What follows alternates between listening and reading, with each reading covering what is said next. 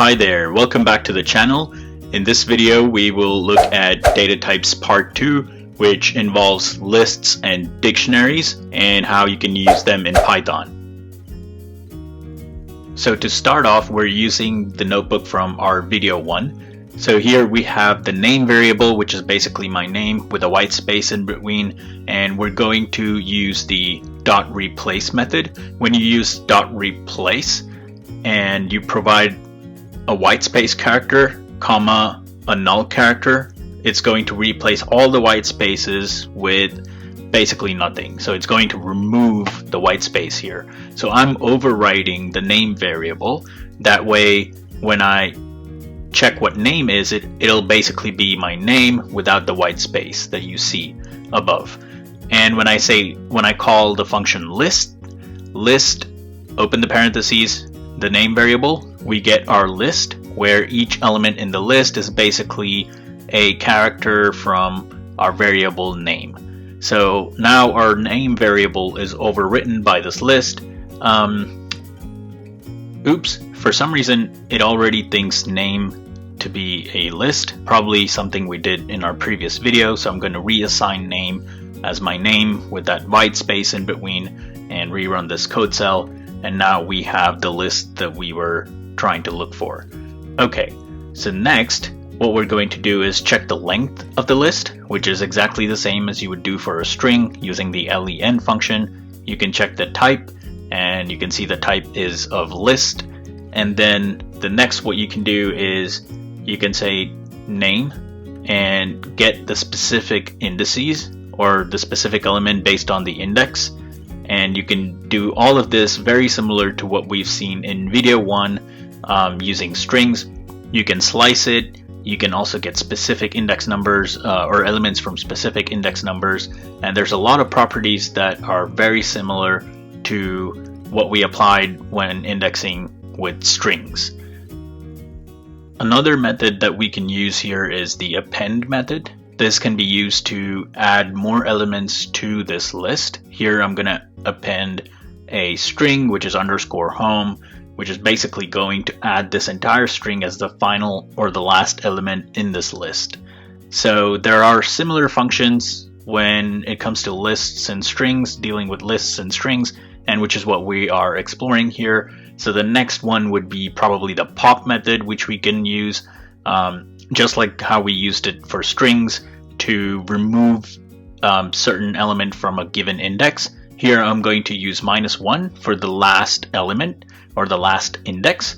So as you can see, it removes the _home from this particular list. And you can also, continuously do this to remove pretty much every element from the list in case if that's what you want your code to do. So pop method is used to remove elements based off of an index. So just remember that.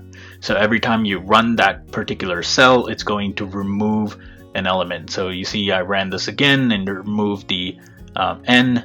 Now if I run it again, it removes the a, and so on, so forth. So just keep that in mind, because if it removes n number of elements based on how many times you run the code cell. So if you don't want your code to be deleted that way, or if you don't want your list to be deleted that way, you have to use something like a copy or something, which we will see in a while.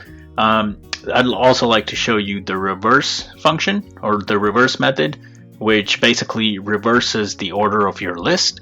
So this can be used in case you have a program where you need to check if a particular string is a palindrome or not.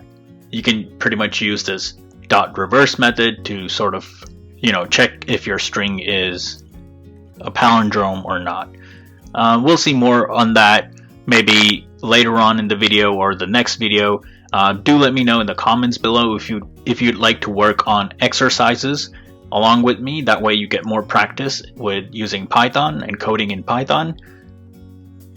So now that we've worked with some strings and lists, we can also work with numbers and lists. So let's make a list called num and set it equal to a bunch of numbers. Let's just say 1, 2, 3, 4, and 5, and also 6.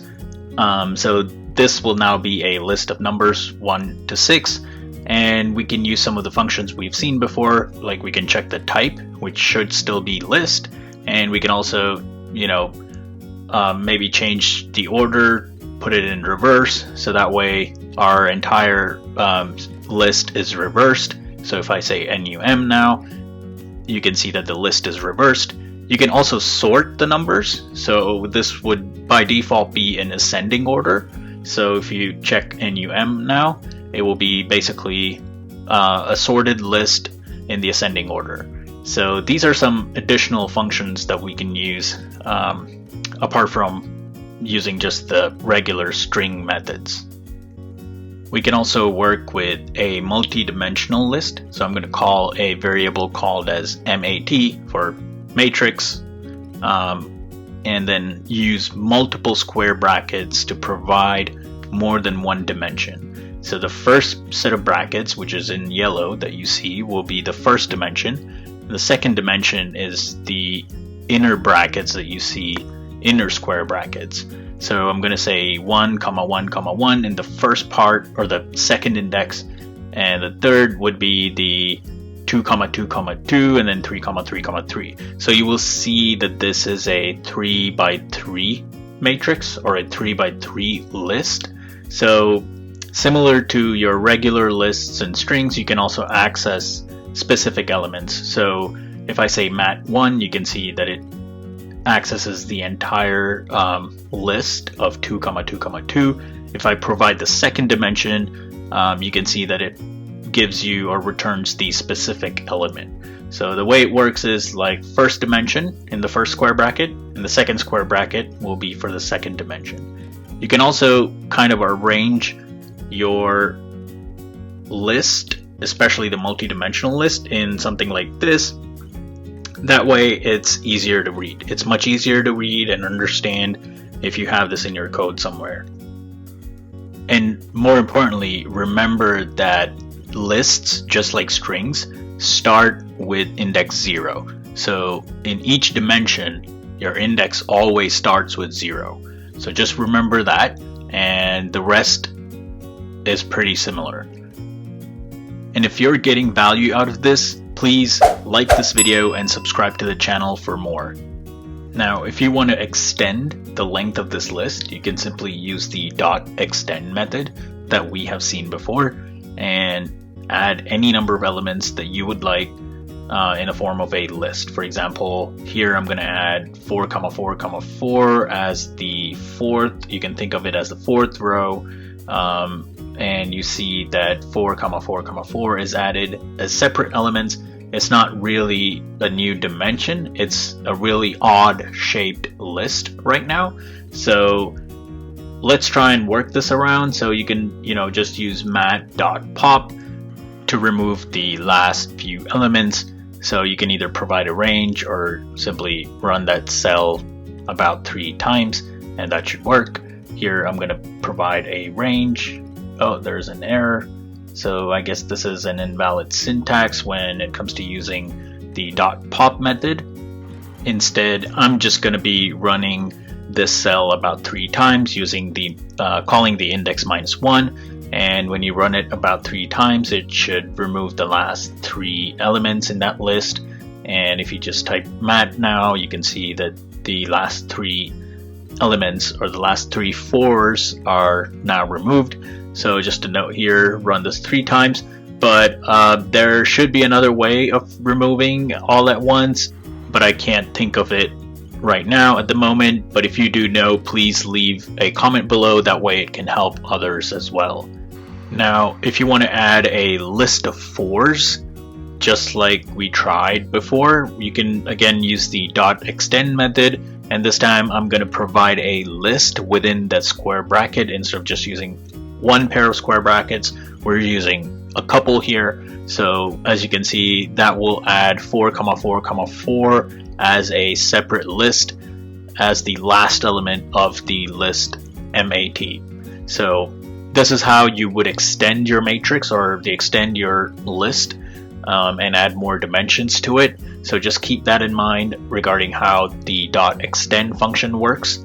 you would probably need to use a couple of brackets. I'll make a separate video on what each of the brackets mean, and how you can decide which bracket, whether it's a square, parentheses, or curly brackets, what kind of brackets to use. I'll make a separate video, and if you're interested in something like that, please do let me know in the comments below. That way I can make you a really good video that will go over all of that.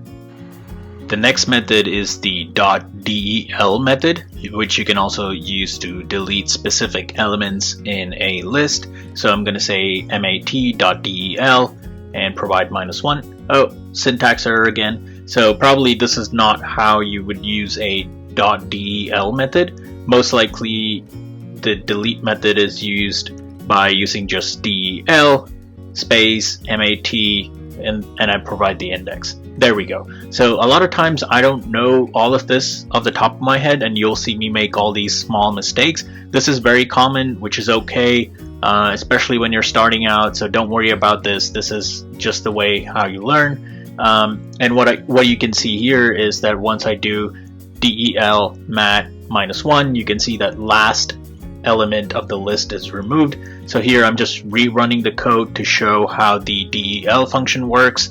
So if you have 4,4,4 as separate elements, if you use the del method, it's just going to remove one element at a time. So you have to provide a range of index. So this is a correction from what we learned earlier, where we use the pop function. Instead of running the pop function 3 times, you can use the del function to remove certain elements based on their indices, and I think that's much simpler. Now you can also use the dir method like we've been using before, or the dir function, to check or see all the inbuilt functions for a given variable or a given data type. So here I'm going to say dir mat, and this will list all the inbuilt functions that we have for a list. So there we go. We see pop, we see reverse, there's clear. Clear basically clears the entire list. We can, try out a few things here. So if I say num, this is our number list that we had before. So now if I use num.remove and use the brackets and provide a value, this should remove one of the values that we provide here. I'm going to provide 4, so it should remove the number 4 from our list, as you can see. So this is another function that you can use. Instead of indexes, you can also use the value to remove a certain value from your list. So that's what this can be used for. Now there's another function that I mentioned earlier, that's the copy function. So if I say, let's say, make a new list, new_list, and I'm going to say num.copy and open the parentheses. So this should create a hard copy of our list as before. But now the thing about using copy or .copy is we can modify our new list without really changing our original list that's called as num. So if I say new list.append, just append some number and check out the new list, you can see that the number is added to this list. And if I check the original list, it is still the same as it was before. So this is sort of like making a copy. And this is useful if you have, some data that you want to manipulate or modify or do some operations on, but you also want to store the original data that you have. You can store it as a list and make a copy of it into a new list, and then carry out operations on that new list. Next, what we're going to do is use the append function on our number and see if we make any changes to this original list. Is that going to affect our new list? So as you can see, I've appended a number here, and I'm going to check our new list, and this should be exactly the same as before. So you basically have 2 separate lists, and you can work with 2 different lists. One you can store as a copy, the other you can work with. Up next, we're going to look at dictionaries. Dictionaries are another way of storing your data, and the way you define it is by using these curly braces. So this is how you define a dictionary. I'm going to call a dictionary called bio equals name. colon Keaton, which is basically a key value pair. And here I'm going to provide another key called age, and the value after a colon as, say, 30. So this would basically be another element.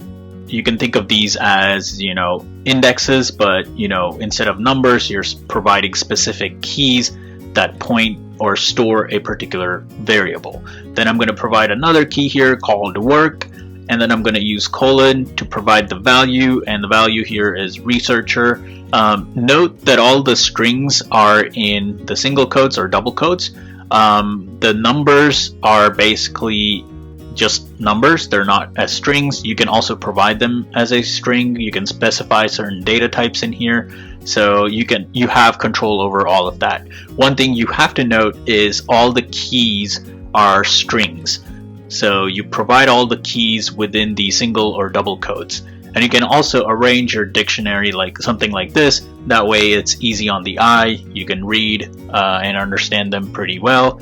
So this is a basic definition or a basic structure of dictionaries. Now let's see what we can do with dictionaries. So if I say bio, this is our dictionary that we get, and you can use specific keys to access the variables or the values. So here if I say bio in square brackets, if I say age, this will give me the value of 30 because the age, the value stored by age is basically 30. So you can see how this is very similar to indexing in lists, except instead of numbers, we can use the specific key names or names of the keys to access the values that these keys store. So if I use 0, for example, it's going to throw a key error because there's no key called as 0. So it's really working with those specific keys that you provide. So we can say bio.keys and use the parentheses. And this is a method that returns all the keys in our dictionary, like name, age, work, phone. So these are all the keys that we have in our dictionary called bio. Similarly, you can also access their values if you use bio.values with the open parentheses and close parentheses. So this will give you all the values that our dictionary is storing.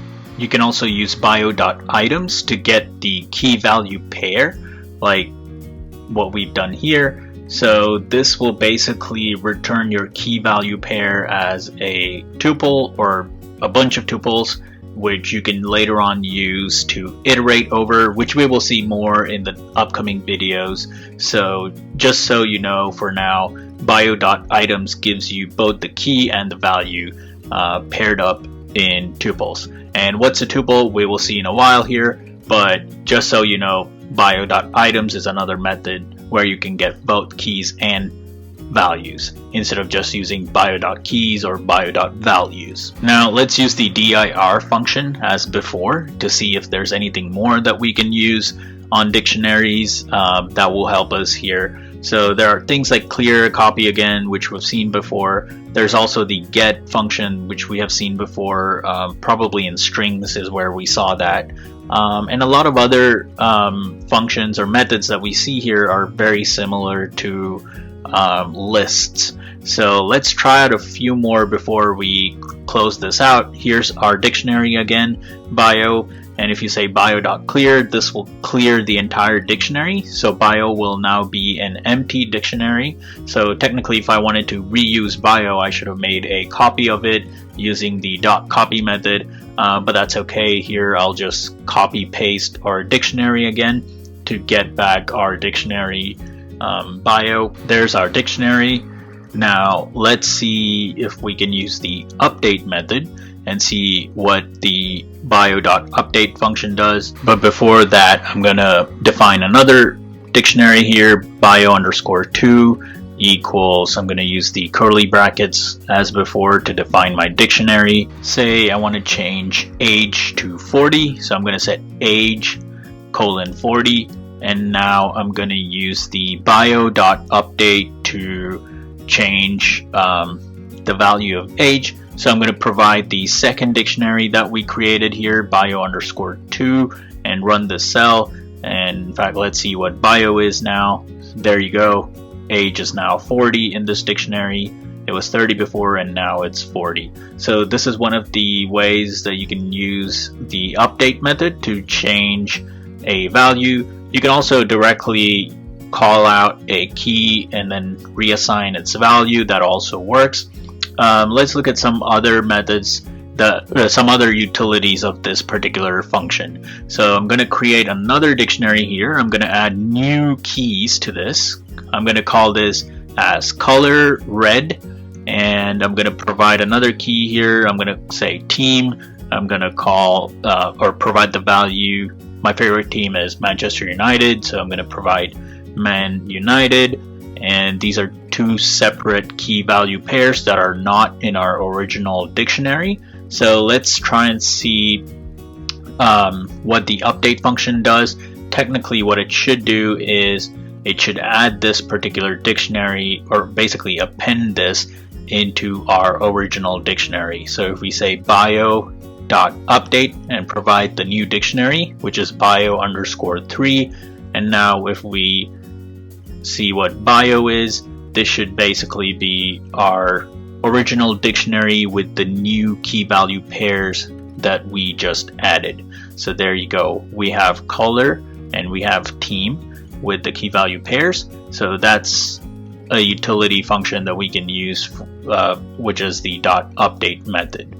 Now there's another way to add key value pairs using the .update method, and that is by using tuple structures for key value pairs like we saw before, where we use the parentheses within the square brackets and we just provide the key, comma, value, and this should basically add new key value pairs to our dictionary. So I'm going to say our first key is going to be just key and our value is just going to be value. And let's say we add another key value pair called last name, and we provide the last name as value. Remember, these are comma separated, they're not colon here because these are tuples, so we're providing them as tuples, and we provide this within the square brackets and open the parentheses to provide the key value pair as tuples.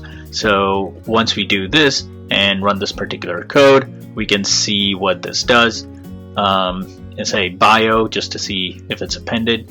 Oh, there is a name value, not, oh, value should be within the codes because here it's a character or basically string. So there we go. We have key value and last name as Rao. So this is the key value pair that we can add specifically using the update function without having to create more dictionaries.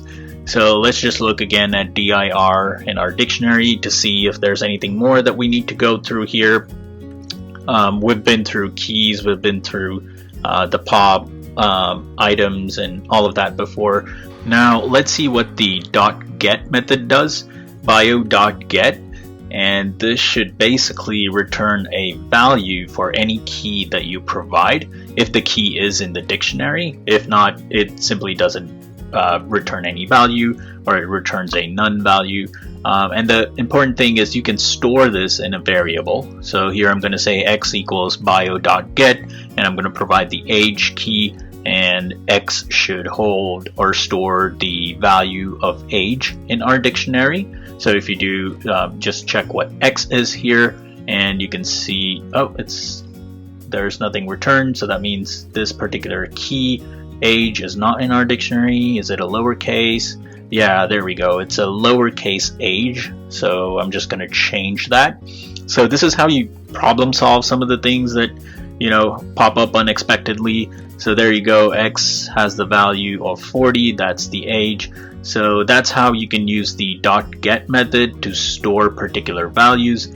It returns none if that particular key is not defined in our dictionary. That's something that you need to remember. Let's see what bio.pop method does here. So I'm going to say bio.pop, and let's say I provide the key as key, which is a key in our dictionary here. And if I call bio, you can see that that particular key value pair is removed.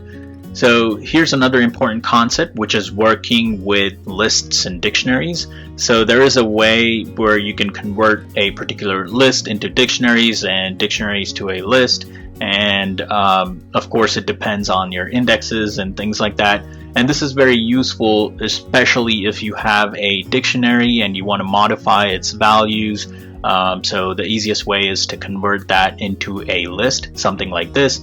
I'm going to call this list as vowels. And if you want to check the data type of vowels, this should be a list.